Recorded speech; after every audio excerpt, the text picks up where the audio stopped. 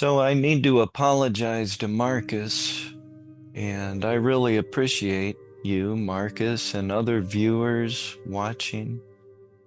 I hope you enjoy the information. But I promised him a video here I've been working on, a two-part video. A response to, well, it's not a response so much as an illustration to my audience of how once you hold the right view, a lot of the criticisms against the Bible just vanish. They disappear once you hold the right perspective, which is what I'm spending my time trying to share. So it'll really be just helpful to my audience, but it is based on a video by Dr. Kip Davis. I don't know if you've heard of him. That's a fella that I have a lot of respect for. And he also has Dr. Josh Bowen and Dr. Jennifer Bird in his video. And I'm definitely familiar with Josh Bowen. Jennifer Bird, only a little, but she contributes well in the video Kip put up. And it'll be a good video when I can finally finish it. It's been a hard winter on me, folks. Been a rough winter up here in Northeast Ohio. I've had a lot of sickness, and I've had trouble getting myself motivated to work on video. I've recorded a few times and it just hasn't turned out too well. I've had some trouble, so you'll have to forgive me. But another thing is really my priority isn't YouTube videos so much as making sure my book is finalized. Working on my book, revising it, fixing little errors and typos has really been my priority because I'll be dead before too long, I imagine. We all pass away at some point, but my book will remain. And I really hope that this book I've created helps people. I really, really hope so. Let me show you something about the book real quick. The book is only 12 pages, but it'll change your life if you can understand the perspective I'm communicating to you. It's a different way of putting it together. It's not what you're taught at the churches or in various books you read. It's a new take on things, but it's the correct take. The more you look into it, the more you'll see that. But it's just 12 pages, and it's really just study notes on Genesis 1 to 11.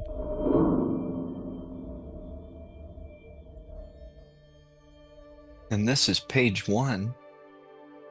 And what's important to see here is 2 creation accounts.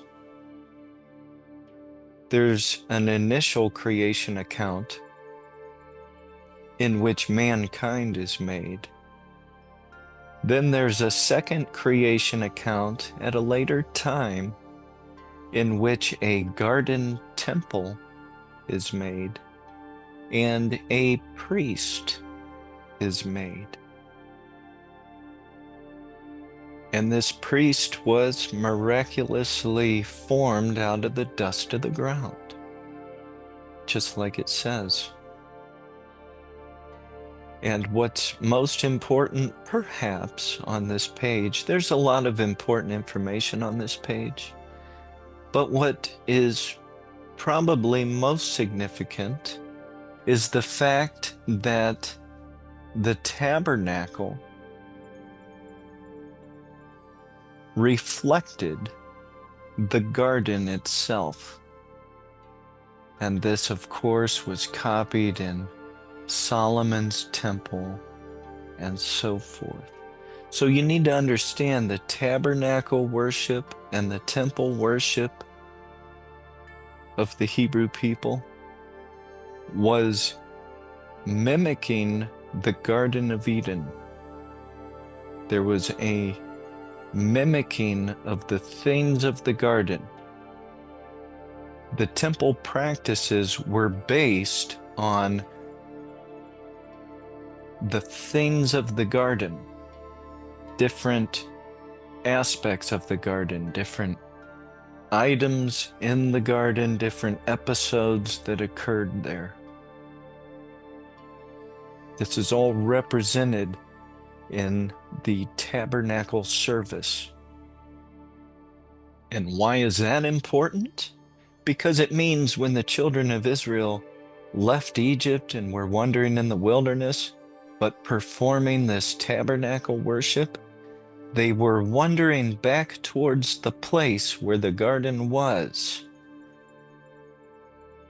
And once David conquers Jebus, Jerusalem, takes it as the Hebrew capital, then Solomon builds a permanent temple. Where? Where the garden was. So you have important linkage of different thoughts right here, right from the start. It's real important.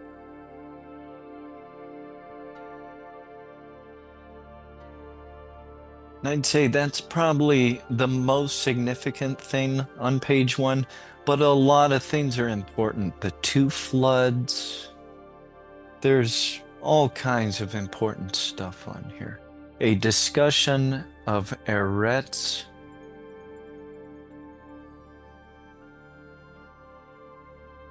The meaning of Eretz will need to be understood by people. I showed the uses involved and where they are. The use of land and lands in reference to other territories. I show those. This is important. So there's a lot of important things here. Page 1. Page 2, once again, a lot of important things, but perhaps the thing of primary importance here is what's keyed. The true proto-evangelium, which is found in these passages right here, outlined in pink. This is the true proto-evangelium in Genesis. If you don't know why, these notes here will explain it. All right in here. You'll also need the rabbi's comments here. And I added an extra note recently in the bottom left corner, an excerpt from the Gilgamesh epic by Hidel, the translator.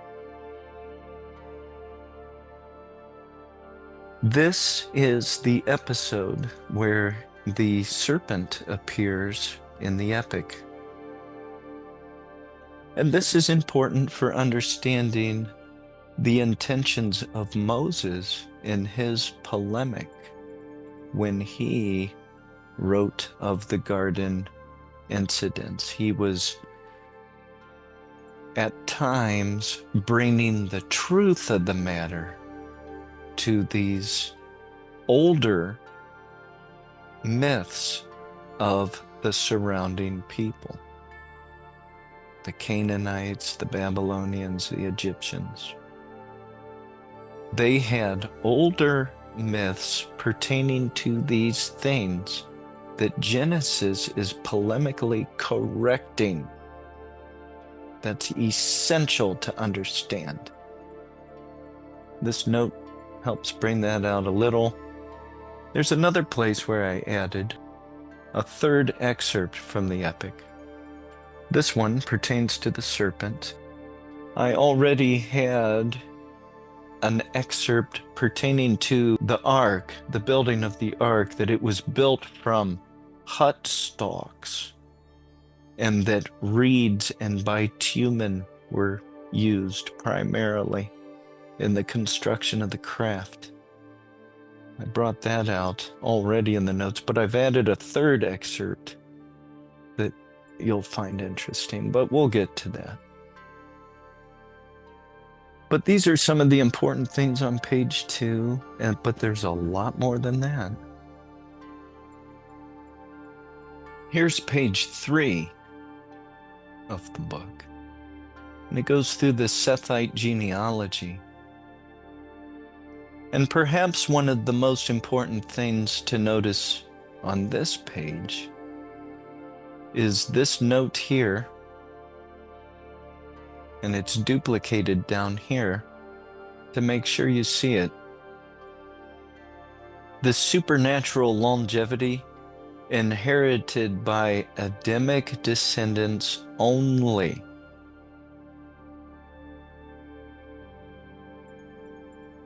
Only the people stemming from the priest created in chapter 2 had these long lifespans. Contemporaneous non-Edenic lifespans typical of moderns. Well, kind of. Today we live to be 80.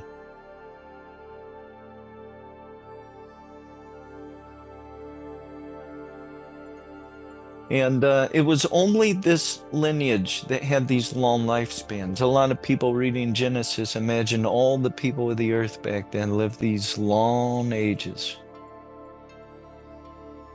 And that's just not the case. And that's why we never dig up these old people. On page 4, I guess the two primary things are you get an idea of what Eretz Eden looked like here in the top left.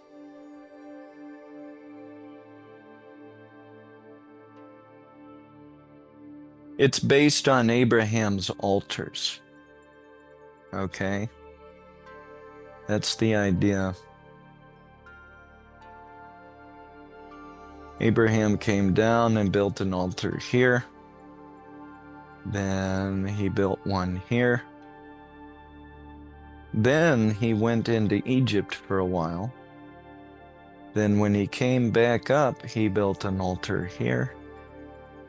And then finally, he built one here. The northern and southernmost mark the extents of Eden. The four taken together are the hills that were inundated by the deluge.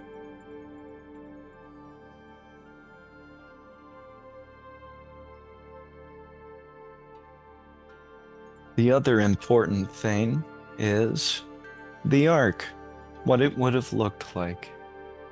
This is an ark that Noah could have constructed. He also could have hired help. This is especially easy to envision from the pre-Adamic perspective.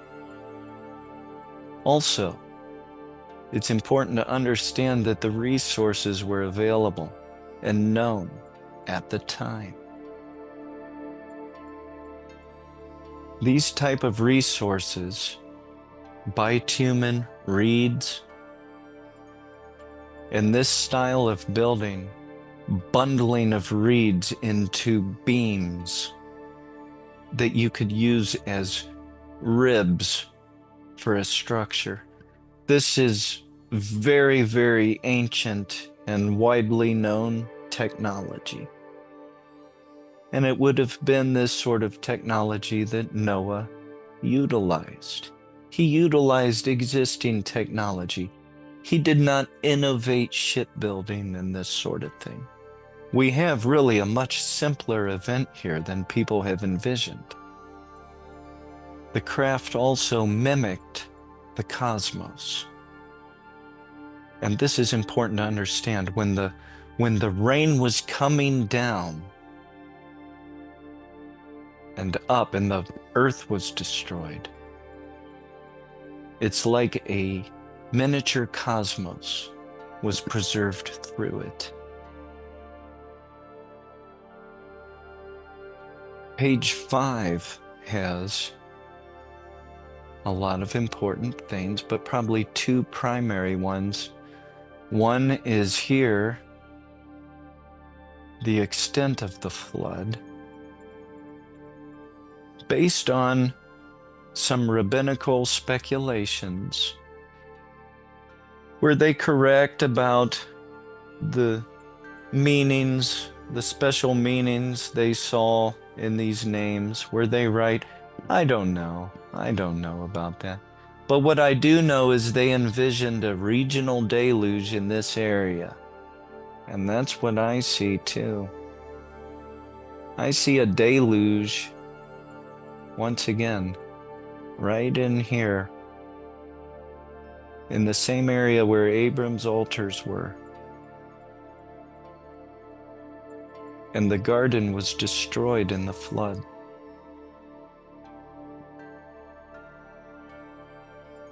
Over here, we have a real important item, a calendar that charts out the flood.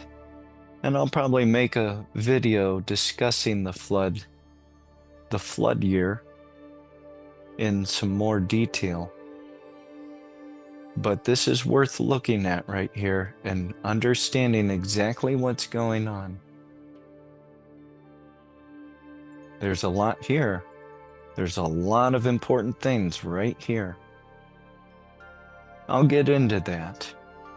The flood year. Important things to understand. This note and this note here come into play. So I'll make a video on that.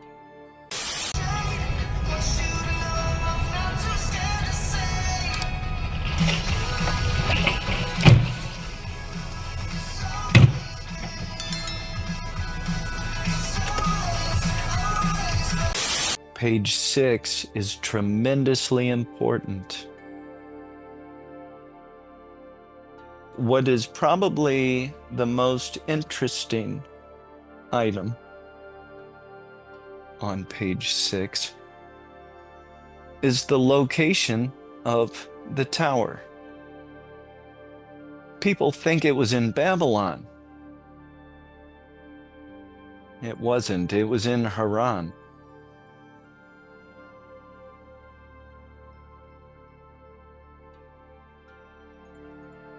What else is important on this page is this note here. This describes where the gods of the nations come from. You can also read some of this material here to understand.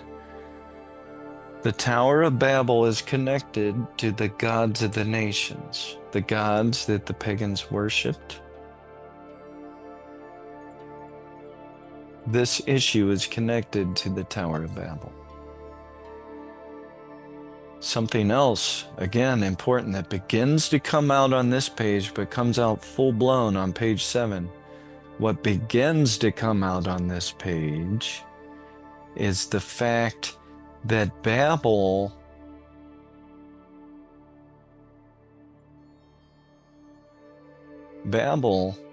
has to do with mixing,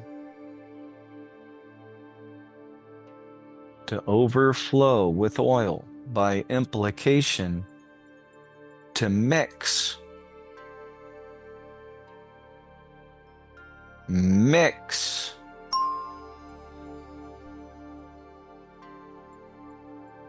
So you begin to get an idea of the true meaning of the tower on page 6. But page 7 is where it hits you like a ton of bricks. And it's all explained. And the most important area, I suppose, again, the whole drawing's important, but the most important area would be this note explaining everything, these notes that go along with it, these notes here, and my corrections to driver. This area here will help you see what the tower really means. And that's what it's all about. And that's why the pattern here connects back to Genesis 1 and 2. When the redacting priests put these first 11 chapters together, folks, it functions as a unit. It has a structure and a meaning. It starts off with the creation of mankind, then a special people, and then when you arrive at the tower, this special people is fractured apart and mixed into the surrounding mankind, who themselves come from Genesis 1, not Genesis 2. Genesis 1. So you need these people from Genesis 1. You need them to be present on the earth in Genesis 11 in order to absorb the Edenic clan. If you put enough thought into it, you'll see. You'll see how it works. It's the real meaning. That's the main thing I want people to learn at this channel, from my book, whatever. Understanding the tower. That's what it's all about.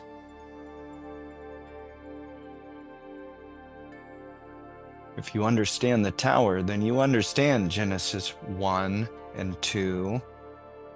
You certainly understand the flood, that it was regional, that it destroyed the Edenic people. Everything comes together. You understand the Eretz in view. The whole Bible ties together better.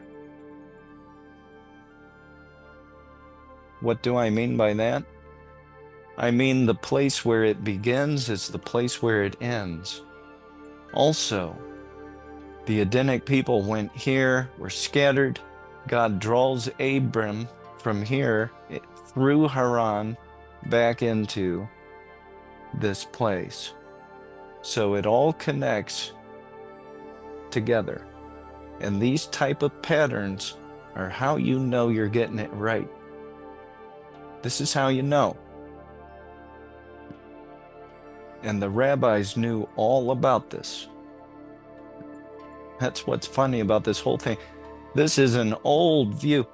This stuff I'm telling you is old, not necessarily pre-Adamic. I can't find explicit pre-Adamic statements from the rabbis. But everything else is here. I've put it on, it's in the book. It's all in the book. You also get answers to important things like Exodus 6:3. You're going to want the answer to that. You're going to want to understand all of this.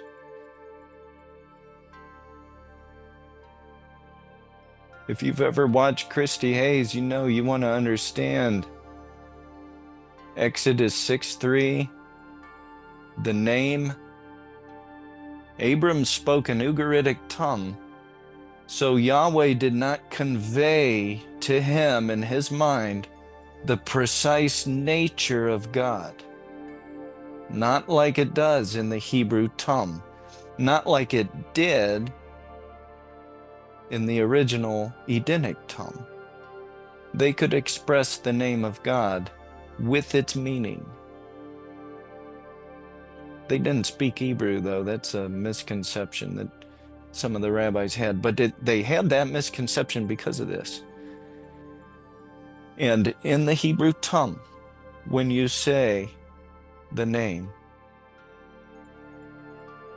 it contains the true meaning of God's nature. And the funny thing about that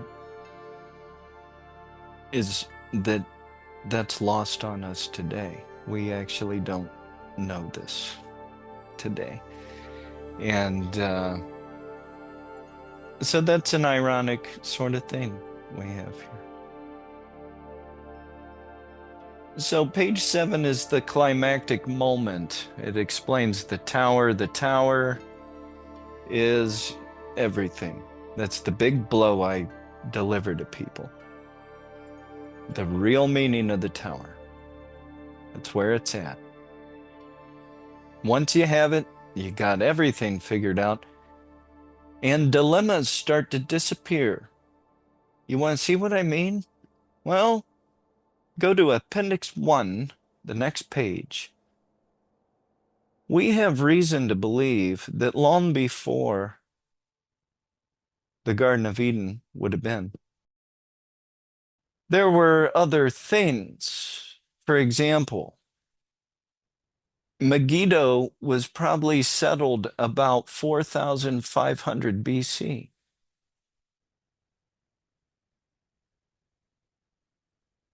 Laish as well was settled long ago. There's others even older than that. Damascus dates from about 6,000 BC. Haran dates from about the same time. It didn't have a wall back then, though. It wouldn't have. There's reasons for that. It's all in the book. Of course, you probably know about Göbekli Tepe. But the point is, there were things going on Earth long before the Garden of Eden. Well, how can that be? Well, of course that is. When you're looking at it, right? Of course that is. Here's something else. The flood occurred here, but there's people that survived right through it. Look at Egypt, for example. Dynasty 1 is back in this time here. And they survived through the flood, and everything is fine and dandy. Also, they had pyramids they had built before the flood. See that? This is just where everything falls in according to consensus data.